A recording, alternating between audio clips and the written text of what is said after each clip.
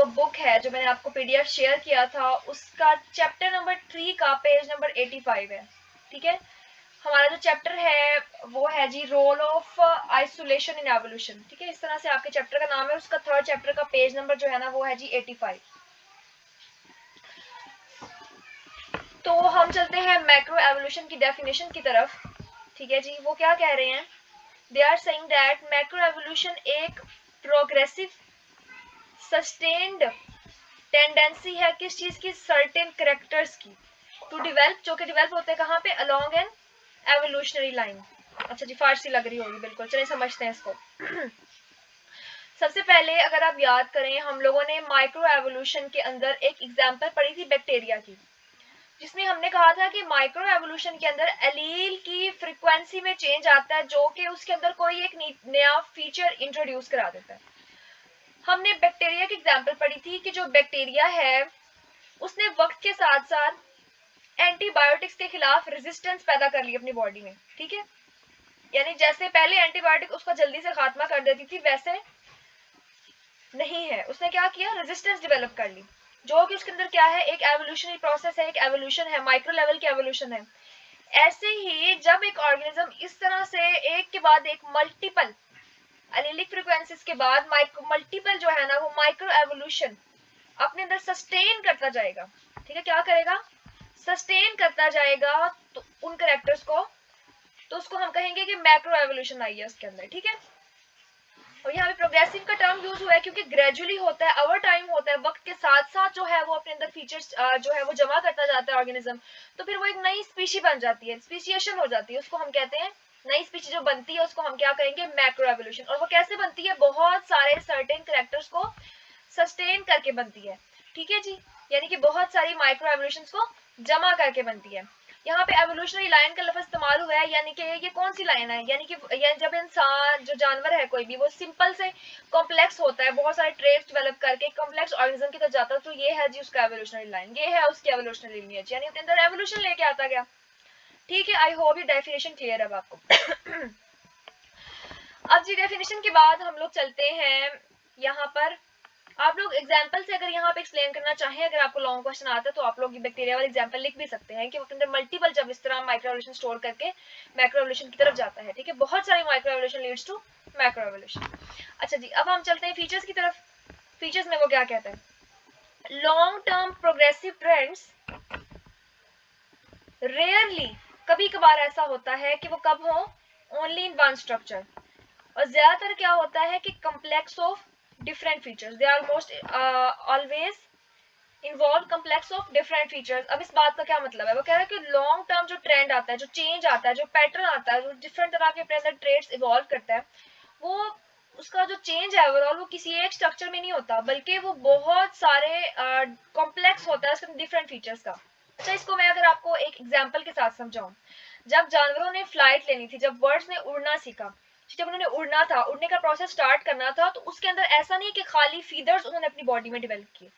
ठीक है, यानी कि कोई एक स्ट्रक्चरल चेंज नहीं था, बल्कि फीदर, अब देखें, अब आप कोई एक जानवर जिसका वेट बहुत एक्स्ट्रा ऑर्डिनरी वेट है, तो फीदर्स तो नहीं उसको कैरी कर सकते एनवायरमेंट, क्योंकि ऊपर हवा का प्रेशर है, उसने अपने आप को कैरी करना है, तो फीदर जो है वो तो उसको नहीं उसकी जो हैवी बॉडी है उसको नहीं सपोर्ट करेगी। तो फिर क्या हुआ, उड़ने के लिए परिंदे को फीदर्स के साथ साथ स्ट्रीम लाइन बॉडी शेप मिली है। अब जितने परिंदे देखे सबकी स्ट्रीम लाइन बॉडी शेप है, मेजोरिटी।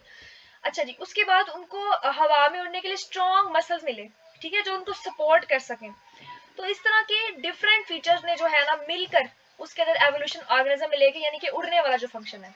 ठीक है, यहाँ से बात क्लियर है कि जब एवोल्यूशन जो लॉन्ग टर्म प्रोसेस है, जब वो आता तो वो किसी एक स्ट्रक्चर में नहीं आता, जैसे कि उड़ना सीखा तो खाली पर नहीं आए, बल्कि उसके साथ और भी complex of different features, multiples में फीचर जो है वो डेवलप होना शुरू हुए।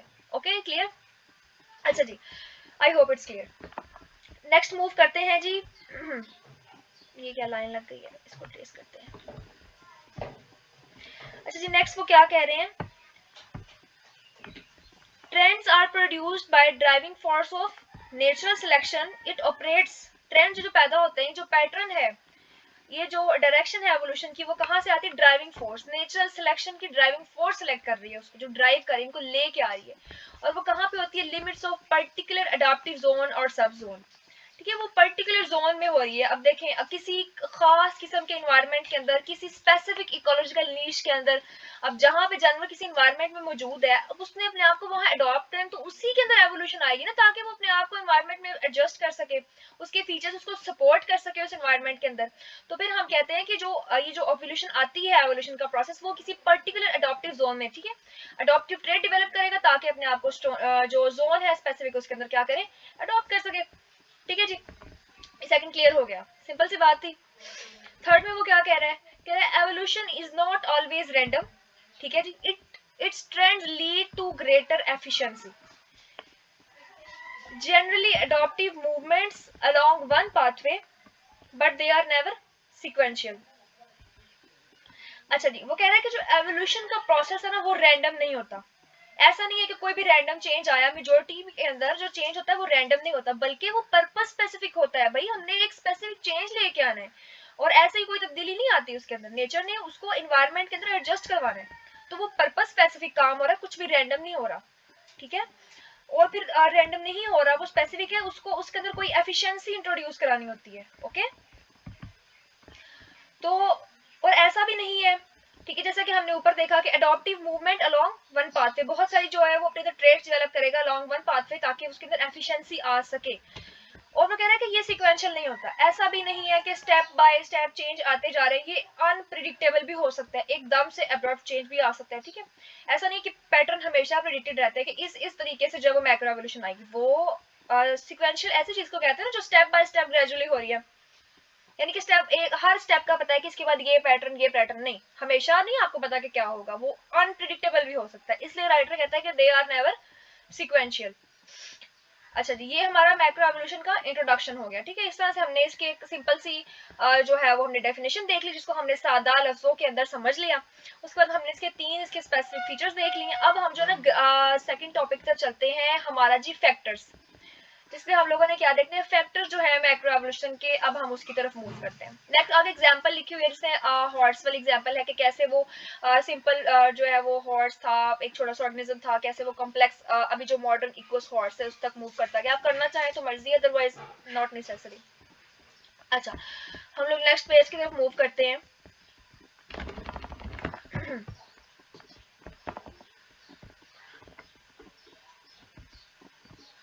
इसके नीचे जाते हैं, ये हम लोगों ने नहीं करना है, इसके अंदर हम लोग जस्ट डायरेक्ट जो है वो फैक्टर्स पे जाएंगे। ये आगे जी हमारे जनरल फैक्टर्स ऑफ एवोल्यूशन।